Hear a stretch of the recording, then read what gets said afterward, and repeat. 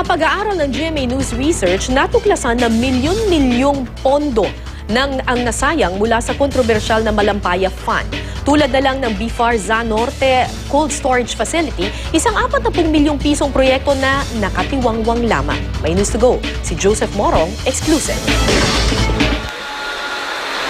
Noong 2009, 40 milyong piso mula sa Malampaya Fund ang inilaan para sa cold storage na ito sa Dapitan City sa Zamboanga del Norte.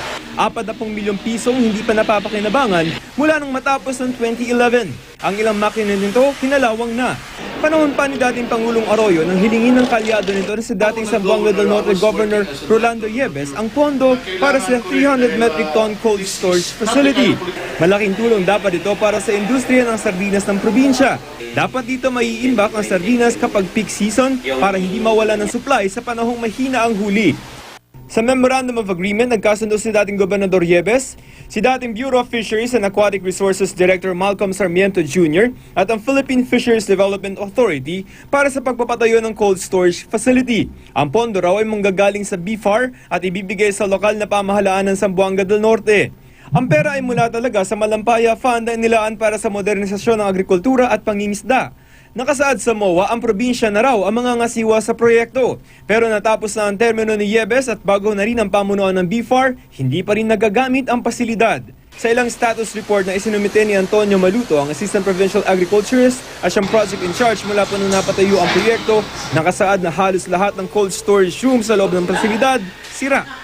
We have seen some defects of the machine, and in fact we have submitted reports to the previous government or administration, and we have found some defects. We have submitted the detailed reports of every machine that was installed in the cold storage, and it backed down, so it was reported also to the contractor. Lumalabas na hindi raw bago ang mga pampalamig na makinang inilagay. Nagbigay pa raw ang DA ng 2 unit ng liquid quick freezer, pero dahil nga hindi gumagana ang buong cold storage, hindi rin ito napapakinabangan.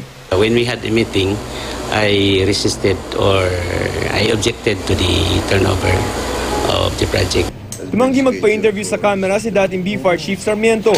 Sa panayam namin sa kanya sa telepono, iginit niya na bukod sa pagbibigay ng BIFAR ng pondo, wala raw itong naging ibang papel sa proyekto. Ang naging problema raw dito, failure of monitoring at supervision. Aniya, dapat maimbestigahan ni Yebes kung ano ang mga nangyari. Noong termino ni Yebes, sinalatan ng provincial attorney ang contractor ng cold storage upang palitan ang mga depektibong makina. Pero sa halip na palitan, pinili raw ng contractor ang embankment project na hindi naman sagot sa problema. Nirepair lamang daw ang mga makina at isa lamang ang talagang pinalitan.